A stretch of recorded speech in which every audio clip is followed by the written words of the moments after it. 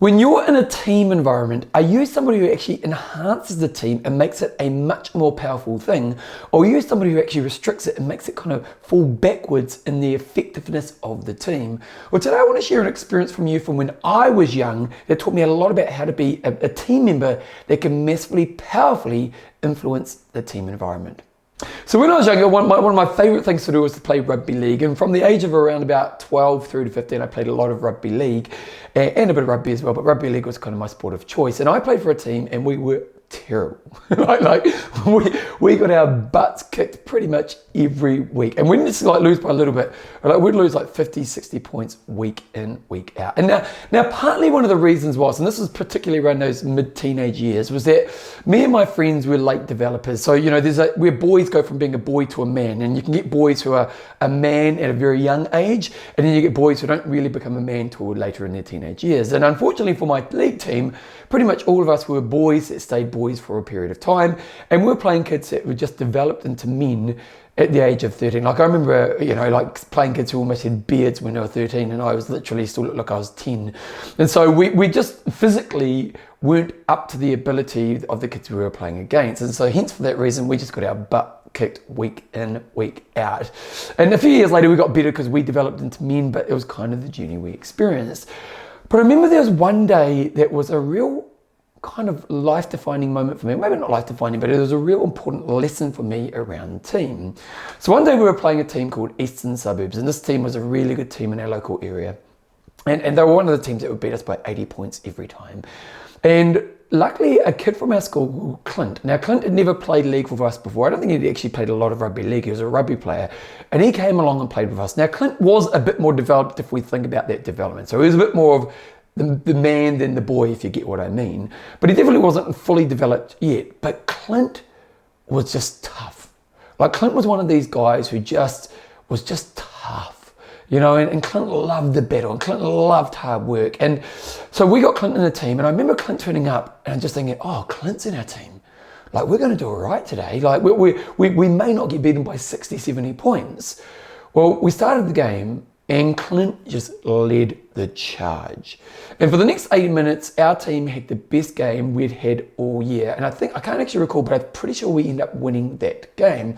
And this is a game that we would have normally lost by over 60 points. Now, what's really interesting about this experience for me is after the game, I remember thinking, why did we win today? Because Clint was really important, but he brought something to the team that we didn't normally have. Clint's presence on the team helped us to see that we could be better players ourselves. Because even though Clint was the key factor to us winning that game, what Clint also did is made us kind of believe in ourselves a little bit more and made us play to a level that we didn't normally play because we were so used to just thinking we were going to lose. Clint instilled confidence, he instilled leadership, but he also showed us that we could be a higher version of ourselves in this environment. Now, what was really fascinating was we only had Clint for one game. So basically, Clint left. The next week, we went back to being our old version of ourselves, and we pretty much lost every game from that moment forward for the rest of the season. But what was really interesting was just that influence on Clint in our world.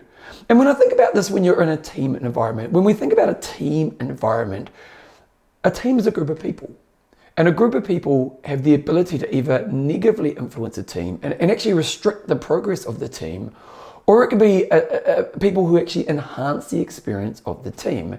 And as I kind of throw this at you right now, when you think about yourself in team environments, what kind of person are you? Are you someone who actually makes the team a lesser version of itself, or are you somebody that enhances the team experience? And I think about myself when I go to a team environments, and I always think there's a few things I want to be. First of all, I want to install and trust in the people within my team to know that I've done the work and I'm going to deliver to the highest standard. So for example, I do these body attack videos for Les Mills. And whenever I do a body attack video, when I turn up, I've done the work. I'm going to make sure I deliver on the day. My leader, a lady named Lisa Osborne, she can trust that I'm going to deliver it and she doesn't have to worry about me doing the work. So that's a really important thing that I think about when I'm in a team. I'm going to make sure I've done the work to enhance the team. Secondly, you maintain and withhold the standards of the team. So a good person within a team is willing to pull someone up who's maybe not doing the work. And actually, I remember a few years ago, I was doing a big fitness presentation, and we turned up, and there was a lot of experienced people who had done this a lot. And there was this young kid who actually it was kind of his first time at the game. And all of the higher level people hadn't done the work. They kind of half-assed prepped the experience. And this young kid, it was a big moment in their career. They'd done all the work, and they actually turned around and they said to all the older people, they said, I actually feel really let down by you guys because this is really important to me and I've worked my butt off to be here, and you guys are taking it as a joke. Now, I love the courage of this kid because they pulled these people up, and these people hadn't done the work and they let down the standards of the team, but this young kid actually pulled them up on their standards, and all these people went away and they did the work and they got to a higher level in their presentation. And then the third thing is the ability to mentor people under you. So when you're in a team, part of your job is to uplift the people within the team. Now, we can do that with the standards, but it's also the ability to look at the people who are maybe of not at the same level as you and say, how can I guide this person towards what they can be?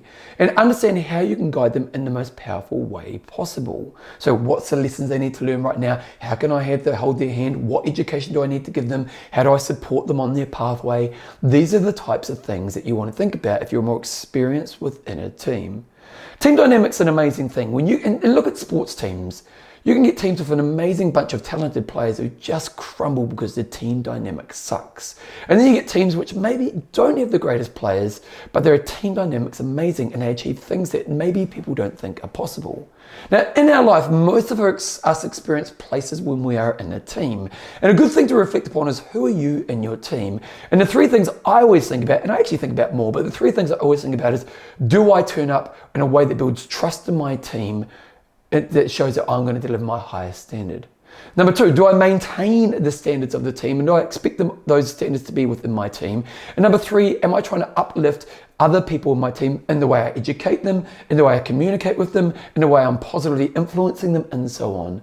If we can all go into a team environment with that understanding, our team can be a team that's the most powerful team possible. And I've got to be honest, individual growth and experience is a really powerful thing. But when you experience growth as a team, it's actually maybe even more powerful. So think about who you are in a team, and maybe think about how you can enhance the team person you are in your world.